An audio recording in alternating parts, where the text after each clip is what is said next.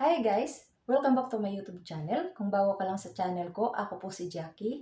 Isa po akong domestic helper o FW. At ngayon, kasalukuyan ako nagtatrabaho dito sa Riyadh, Saudi Arabia. For today's video, ang ibabahagi ko sa inyo na topic ay galing sa comment ni Kabayan. Nag-comment si Miss Kabayan Honey, shout out sa iyo. At si Conrado Garcia, shout out sa iyo Kabayan. At si Kabayan Jen, shout out sa inyo. Maraming salamat sa inyong pag-comment. At ngayon, sasagutin ko isa-isa ang mga tanong nyo. So, mag-uumpisa ako kay Kabayan Honey. Nagtanong siya sa akin about naman to sa PGH. Ito yung tanong mo. Tanong ko lang po ma'am, paano kung ilang buwan na ako di na nakakabayad sa PGH? Malaking tubo na ang aking babayaran at na-stuck na yun doon. Tanong ko lang kung makakasuhan ako or makukulong dahil na ang utang ko na pending doon sa PGH lending. Ang sagot ko sa tanong mo kabayan ay based lang sa aking experience. So, sa na-experience ko sa PGH, bago tayo makapag-loan sa PGH, magpapasa muna tayo ng mga requirements sa kanila. Marami tayong dapat ipasa na requirements, kagaya ng ating kontrata, kagaya ng barangay clearance, NBI clearance, at mga valid ID, yung ID picture natin, at marami pang iba. So, malalaman ng PGH kung saan tayo nakatira, at hindi lang tayo ang magpapasa ng requirements, pati din yung ating co-maker. So, malalaman ng PGH kung saan tayo nakatira, pati na yung co-maker natin.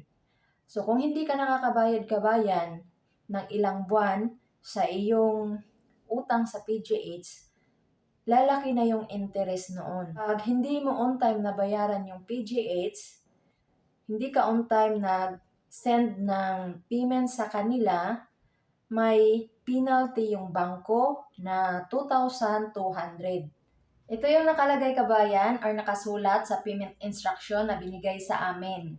Nung pag-release ng loan namin, may binigay din sa amin na isang papel, payment instruction ang nakasulat, at doon mo malalaman kung saan mo pwedeng isend yung iyong payments, at may nakasulat din doon na penalty. So, penalty ng bangko, 2,200 pesos. Ito yung nakasulat. It is very important that your funds will arrive on time because the bank will charge the amount of 2,200 pesos for every bounce check, and PGH will also apply a service charge.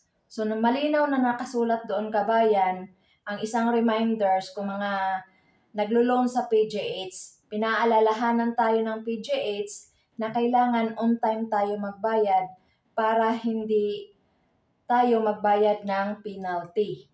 Kapag tumalbog kasi ang cheque natin, magbabayad tayo ng penalty sa bangko na 2,200 pesos. At ang PGH din, mag-a-apply din sila ng service charge. Kaya lalong lalaki yung ating utang or interest sa PGH. So, kailangan kabayan, mag-send talaga tayo on time ng ating payments sa PGH.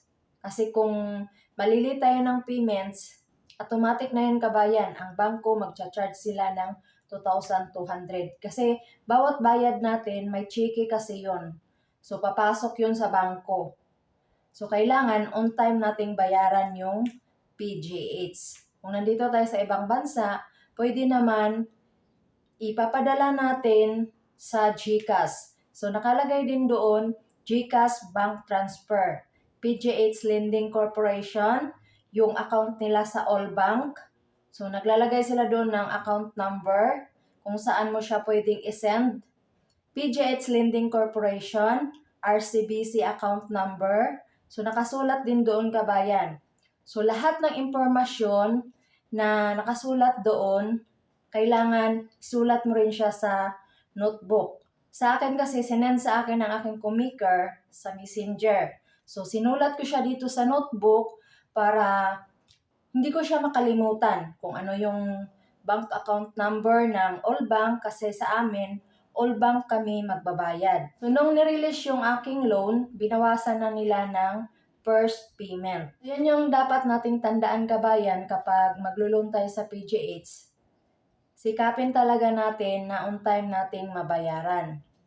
So, tulad sa akin, sinikap ko talaga na on time ko siyang mabayaran kasi ayaw ko nang magbayad ng penalty. Malaki na kasi yung penalty. May interest pa sila na 1.3%. Tapos kapag late tayong magbayad, magdadagdag sila ng penalty na 2,200 pesos. So napakalaki na nun.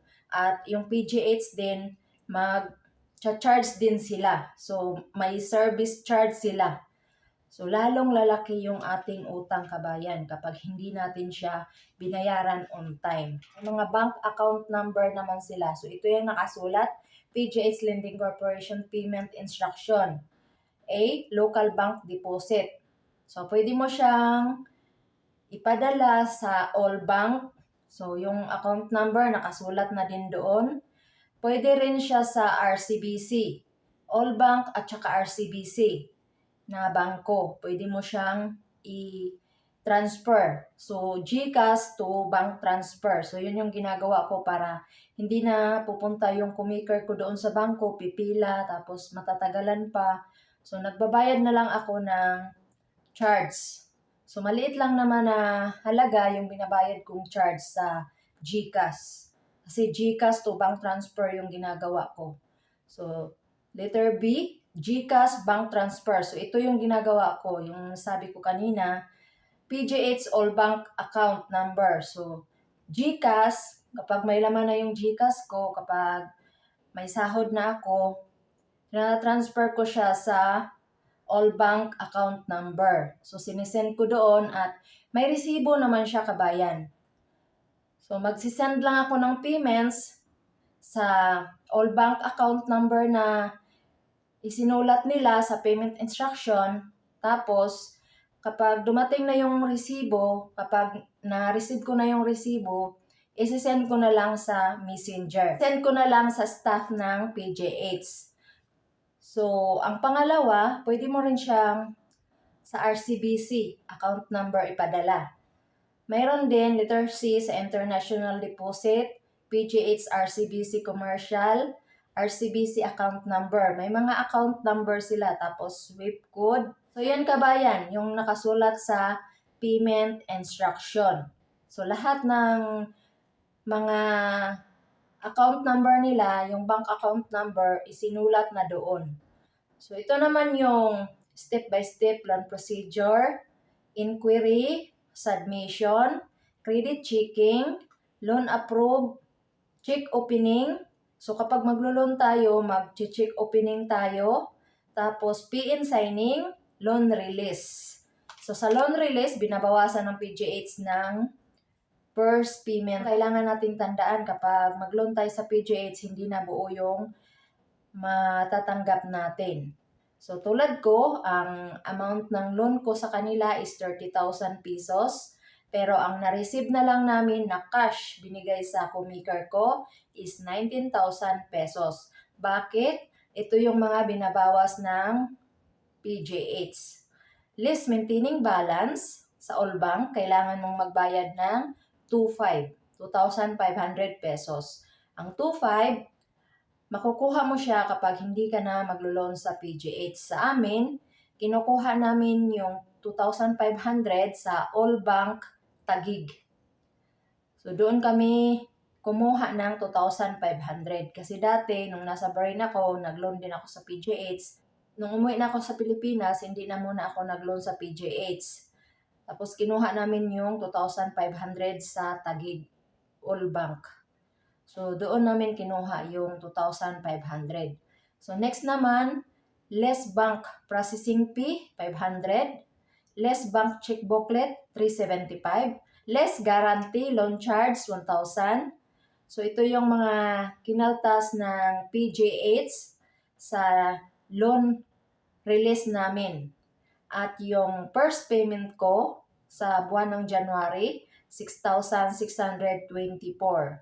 Kaya ang natira na lang sa amin is 19,000 pesos. Binigay to cash. So, ito yung mga kinakaltas ng PGH kapag maglo-loan tayo sa kanila. So, tandaan natin kabayan na kailangan sikapin talaga natin na on time nating mabayaran ang PGH dahil magcha-charge ang bangko or magbabayad tayo ng penalty sa bangko 2,200 pesos. At ang PGH, mag-a-apply din sila ng service charge. So, yun lang yung mga informasyon na isi-share ko sa inyo for today's video. Ito yung mga lugar kung saan matatagpuan ang PGH. Ortigas Branch, Pedro Hill. Sa Pedro Hill, malapit lang sila sa LRT station. Along the highway lang sila. Ang landmark niya is Petron Gasoline. Pag bumaba ka sa Pedro Hill Station ng LRT, tawid ka lang sa kabila. So, hanapin mo yung Petron. So, doon nakahilira yung PGH. Magtanong ka lang para hindi ka maligaw. Next naman, mayroon din silang branch sa Pampanga, Cebu, Iloilo, Bacolod, at Cagayan de Oro. So, ito yung mga lugar kung saan matatagpuan ang PGH. Sa mga nagtanong sa akin sa previous ko na video, ito na yung mga lugar kung saan kayo pwedeng mag-apply ng loan sa PGH at kung saan sila matatagpuan. Maraming salamat! So, hindi lang yung bangko ang magpipinalty, pati rin yung PGH. Kumbaga, dodoble na yung interest na babayaran mo. Kaya dapat kapag umutang tayo sa PGH, sisikapin talaga natin na on time natin siyang mabayaran. Hindi naman kasi dahilan na hindi magkapareho or hindi magkatugma yung date ng sahod dahil nag-a-advance payment ka na sa PGH. Ikakaltas nila yon sa ating loan release. Kapag nai-release na yung pera, babawasan yun ng PGH ng first payment. At marami pa silang ibabawas. So, sa mga previous ko na video, na-explain ko na kung ano-ano yung mga ikakaltas ng PGH sa ating loan. So, walang dahilan kabayan na hindi ka talaga makapagbayad on time sa PGH. Maliban na lang kung ayaw mo talaga silang bayaran. So, sa nilagay nila sa payment instruction kabayan, kapag hindi tayo on time nakabayad, kailangan nating magbayad ng 2,200. Sa bangko pa lang yun. So, bukod pa yun sa babayaran din natin sa PGH. So, lalong lalaki talaga ang interest kabayan kapag hindi natin on time mabayaran. Kasi nakalagay doon, malinaw naman na nilagay ng PGH sa payment instruction nila na binibigay nila sa comaker. Kapag naibigay na sa ating comaker yung pera, bibigay din nila yung payment instruction. So, malalaman natin doon na magbabayad tayo ng 2,200. Penalty yun. So, kung hindi ka nakakabayad ng ilang buwan kabayan, malaki na yung interest na kailangan mong bayaran sa PGH at sa bangko. So, kailangan sikapin mong bayaran kabayan para hindi ka nila makasuhan. Kasi may posibilidad talaga na magpapile ang PGH sa iyo ng kaso kapag hindi mo nabayaran yung utang mo. Kasi pumirma tayo doon kabayan. Nung bago inirelease yung pera, marami tayong pinirmahan sa PGH at marami tayong ipinasang requirements sa PGH. So, makakasuhan ka kabayan kapag hindi mo siya binayaran. Kailangan mo siyang bayaran. Sikapin mo kabayan na mabayaran para hindi kayo makasuhan. Hindi lang ikaw ang pwedeng makakasuhan ng PGH, pati na rin yung comaker mo. Kaya sisikapin talaga natin kabayan na makapagbayad tayo sa PGH. Kung ako sa'yo kabayan, kontakin mo yung PGH at sikapin mong mabayaran kahit paunti-unti lang. At least kahit papano kabayan, mabawasan yung utang mo sa PGH. Kung hahayaan mo yun kabayan, darating yung panahon na lulubo yung utang mo sa PGH at mag-file sila ng kaso sa iyo. Kailangan kabayan, sikapin mo na mabayaran para hindi mag-file ng kaso ang PGH sa iyo. So, yun lang yung sagot ko sa iyo kabayan at based lang yun sa aking experience. So, maraming salamat sa comment mo. Sana nakatulong ako at na-explain ko ng maayos at nakakuha ka ng idea. So, next, proceed ako sa comment ni Conrado Garcia. Shout out sa iyo. Ito yung tanong mo. About naman to sa pagbaback out sa agency. Ma'am, may babayaran po if mag-back out.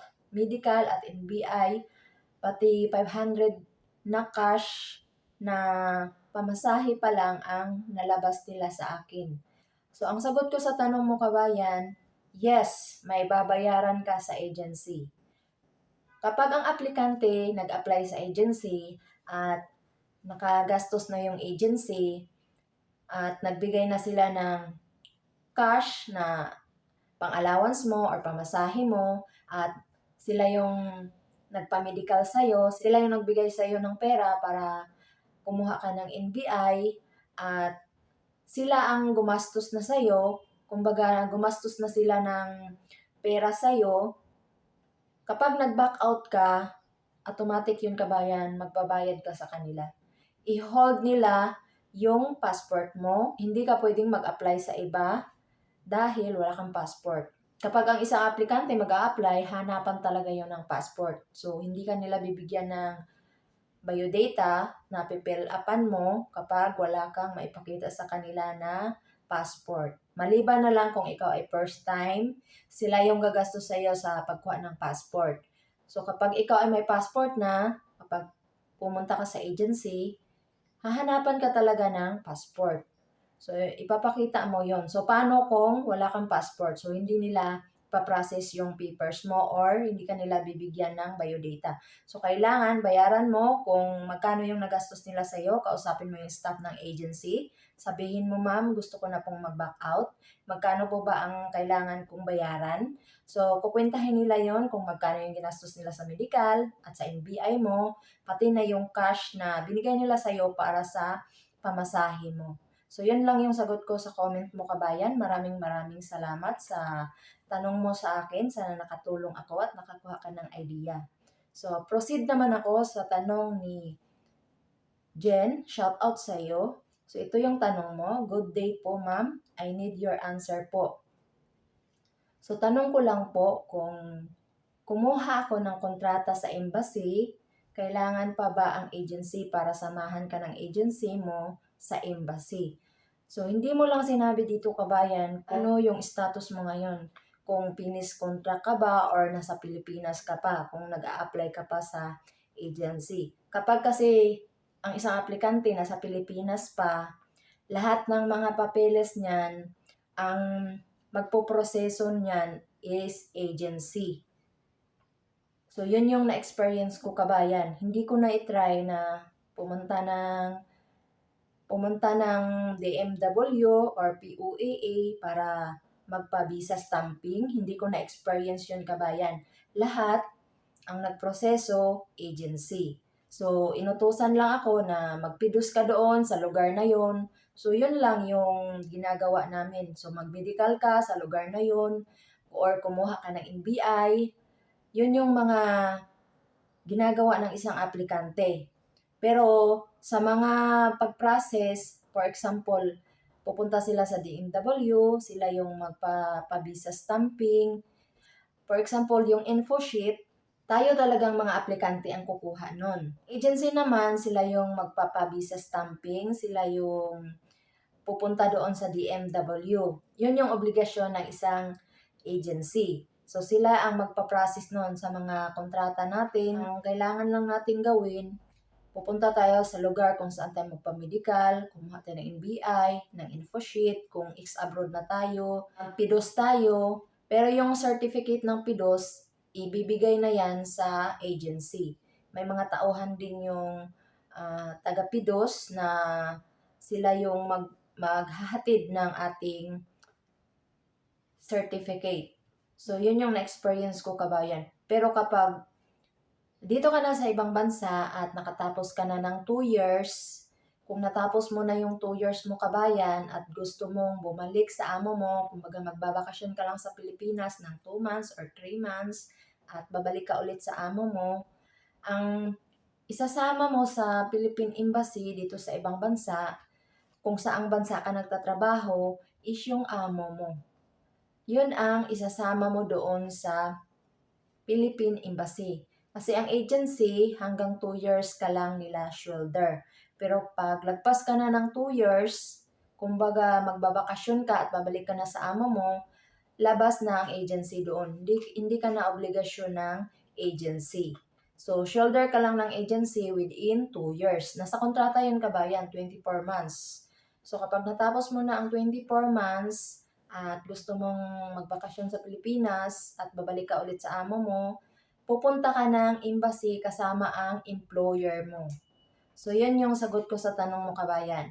Hindi ko lang kasi magets or hindi ko masyadong naintindihan kasi hindi mo sinabi sa comment mo kung nandito ka ba sa ibang bansa or babalik ka sa amo mo at pupunta ka ng Philippine Embassy para mag-renew ng iyong kontrata. So, hindi mo nabanggit sa iyong comment. Kaya iba din yung nasagot ko. So, pagpasensyahan mo na. Kaya naisipan ko na lang na gumawa ako ng video para ma-share ko sa iyo yung nandito ka sa ibang bansa at tapos na yung kontrata mo at gusto mong pumunta ng embassy para mag-renew na yung kontrata, ang isasama mo hindi na yung agency. Yung isasama mo is yung employer mo na. Dahil may babayaran ka doon, may pipirmahan doon, at may itatanong sa employer. Kasi kapag babalik tayo sa amo natin, yung Philippine Embassy, magsasabi yan sila na, yung staff ng Philippine Embassy, may sasabihin sa employer mo na, i-increase yung sahod mo kagaya sa na-experience ko nung nasa Kuwait pa ako. Nung nasa Kuwait ako, bumalik ako ulit sa amo ko at isinama ko yung madam ko doon sa Philippine Embassy. So, kinausap siya ng staff ng Philippine Embassy at sinabi na, kaya nyo ba na magbigay ng increase ng sahod sa inyong kasambahay? Pumayag yung amo kong babae. So, yun yung experience ko nung nasa Kuwait pa ako kasi bumalik din ako sa amo ko dati. So, pumunta kami ng Philippine Embassy, ilang beses kaming pabalik-balik noon kasi inasikaso ko pa yung passport ko dahil yung passport ko kasi 1 year na lang yung validity niya. So, kailangan naming i-renew. So, wala nang time noon, wala nang time. So, in-extend na lang ulit ng 1 year. So, doon ako nagka-problema din sa passport ko pag uwi ko ng Pilipinas, pag renew ko. Dahil napicturan ako doon sa Philippine Embassy at pagdating ko sa Pilipinas, nung na-expire na yung passport ko at i-renew ko na siya, nagka-problema ako dahil napicturan ako sa Philippine Embassy. Hindi ko agad-agad nakuha yung passport ko, pina-explain pa ako doon kung bakit nangyari iyon. So, nagka-problema ako. So, na-share ko to sa mga previous ko na video. So, in-explain ko doon kung bakit ako nagka-problema sa aking passport. Dahil hindi ko naman kasi alam, dahil ang ano namin doon, ang pinunta namin doon, babalik ako sa amo ko. Tapos, ang kontrata is 2 years, tapos yung passport ko is 1 year na lang ang validity niya. So, kailangan ko sanang mag-renew. Wala nang time dahil may plane ticket na ako at kailangan kong umuwi na ng Pilipinas dahil may expire na yung visa ko. Hindi kasi agad na i-process or hindi ko agad na asikaso yung passport ko. Kaya yun yung naging problema. Kaya nung pag-renew ko na sa Pilipinas, nagka-problema ako sa aking passport. So, yun yung experience ko nung nasa Kuwait ako. Ang sinama ko sa Philippine Embassy is yung employer ko, yung amo kong babae. Yun yung sinama ko sa Philippine Embassy. May binayaran din kami doon, may pinilapan kami, may pinirmahan kami. So, bali, doon na namin proseso sa Philippine Embassy. So, hindi na pwedeng isama yung agency kabayan kung dito ka na sa ibang bansa. Kung halimbawa, tapos na yung 2 years mo. So, hindi mo lang kasi nasabi sa iyong pag-comment. Hindi mo lang kasi nasabi lahat sa comment mo, kabayan. Kaya hindi ko rin maintindihan masyado kung saan ka ba talaga ngayon, kung ano yung status mo ngayon, kung nandito ka ba sa ibang bansa or nasa Pilipinas pa. So, yun yung sagot ko sa'yo, kabayan. Sana nakatulong ako at nakakuha ka ng idea. So, kung gusto nyong malaman yung mga ina-upload yung mga video, pakipuntahan na lang yung aking YouTube channel. So, makikita nyo doon, marami akong ina-upload na video about sa PGH, about sa buhay ko bilang isang domestic helper. So, marami akong na-share sa aking mga previous na video. So, panoorin nyo na lang. At kung gusto nyo ang mga ganitong topic, pakipress ang like. Mag-comment lang kayo kung ano yung tanong nyo about this topic. At huwag kalimutang i-share para makatulong ako sa iba. At pakisubscribe na rin at pakipindot ang notification bell para ma-update ka sa mga video na i-upload ko. So, bago ko i-end ang video na to, gusto ko lang i-correct kasi nagkamali ako sa in-upload ko na video, sa previous ko na video, about naman sa nasabi ko sa aking biometric.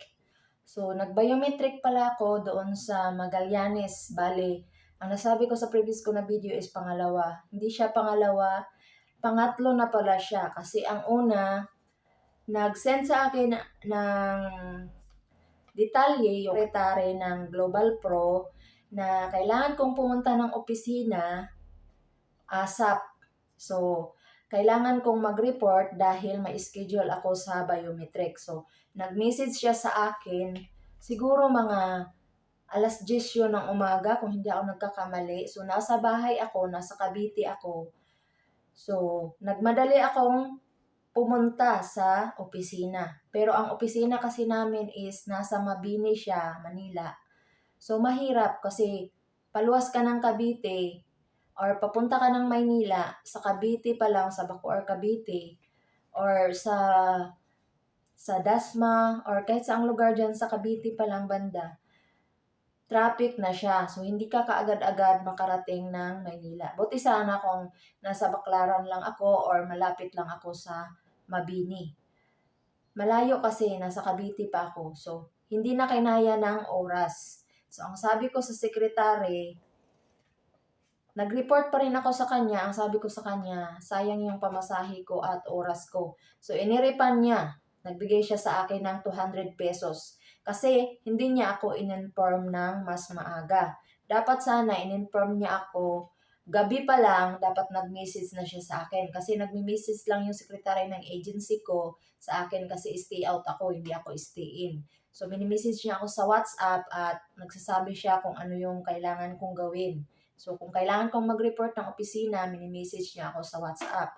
So, nung time na yon, nag-message siya sa akin, mga alas 10 na. So, tinry ko pa rin pumunta doon. At nag-report ako sa opisina, hindi na kinaya. Kasi nag-close na raw yung biometric noong time na yon. Kasi nakarating ako ng opisina, 1:00 na ng hapon.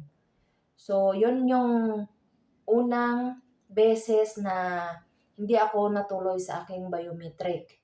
Kasi late akong in-inform ng ang secretary. So, yun yung nangyari. So, pumunta pa rin ako. Kinausap ko si Ma'am Sandy doon sa third floor. Sabi ko, Ma'am, late na kasi akong in-inform ng secretary. So, hindi na aabot kasi ang schedule ng biometric ko is 12. So, hindi na ako umabot. So, sinabihan ko yung secretary ko, kaya nagbigay siya sa akin ng 200 pesos. Yung pangalawa naman, doon sa Manila din yun. Nakalimutan ko lang yung place kung saan banda, pero nagpunta kami doon, marami kami, gaya ng nasabi ko sa previous ko na video, marami kami na pumunta doon, wala yung pangalan namin sa computer. Yun yung nangyari at nagbayad pa kami sa aming mga bag. Kasi kailangang iwan ang bag, iwan ang cellphone, iwan ang mga dala-dala na mga gamit. Iniiwan namin doon sa building na yon kasi may ano sila, may lagayan sila ng mga gamit. Pero, kailangan naming magbayad. Nagbayad ako ng 40 pesos. Yata yun, kung hindi ako nagkakamali. 40 pesos yata yung binayad ko noon, kung hindi ako nagkakamali. Kasi may dala akong parang envelope siya na may mga laman ng mga dokumento ko at may maliit ako na bag, tapos cellphone. So, yun yung na-experience ko. So, pangalawa na yun. Bali, ang pangatlo sa Magallanes. Yun na yung time na natuloy na talaga ako. Pero muntikan pa ang hindi matuloy kasi nagka-problema ako sa mga daliri ko. Kasi hindi siya makita sa machine. Buti na lang nung nilagyan ko ng alcohol at pinunasan ko ng tissue, yun. Medyo stricta pa yung nag-assist sa akin kasi kailangan mabilis mong ilagay yung kamay mo doon sa machine. Hindi sila humble na mag-accommodate sa mga nagbabiometric. Kumbaga masungit ng konti yung nag-assist sa akin. Pero okay lang, at least naipasa ko na yung biometric ko. Yun nga lang, yung 2 beses talaga ako na hindi natuloy sa biometric. Yun yung na-experience ko. Kaya natagalan akong makaalis dahil sa biometric na yun. Kasi pag dito ka sa Saudi Arabia, pupunta, magtatrabaho ka dito, kailangan mong mag-biometric. So, pangatlong beses talaga akong nag-biometric. So, yung pangatlo, yun na yung natuloy. So, yun yung na-experience ko sa aking pag-a-apply papunta dito sa Riyadh, Saudi Arabia. So, ang unang biometric, hindi ako natuloy dahil na-late ako. Yung pangalawa naman, hindi rin natuloy dahil wala kami sa computer. May pinakita kami na papel na binigay namin sa staff doon sa pagbabiometrika namin. Pero ang sabi nila, tinignan nila sa computer, wala kami sa computer. So, hindi rin kami pwedeng mag-biometric dahil wala kami sa computer. So, nakalimutan ko lang talaga kung saan yung lugar na yun. Hindi ko lang siya maalala, pero sa Manila pa rin siya. So, mas malapit lang sana yun sa aming agency, pero hindi kami natuloy doon. Tuloy kami doon sa Magallanes na. So, sumakay lang kami ng MRT, tapos baba kami sa Pasay, tapos lipat na naman kami ng MRT. So, yun yung ginawa namin kasi paglabas mo sa MRT, sa Magallanes Station, doon na yung place kung saan kami magbabiometric. So, yun lang yung ma-share ko sa inyo for today's video. Sana nakatulong ako at nakakuha kayo ng idea. Maraming salamat sa inyo kabayan, sa inyong suporta at sa inyong panonood ng aking mga video. Thank you for watching and God bless ating lahat.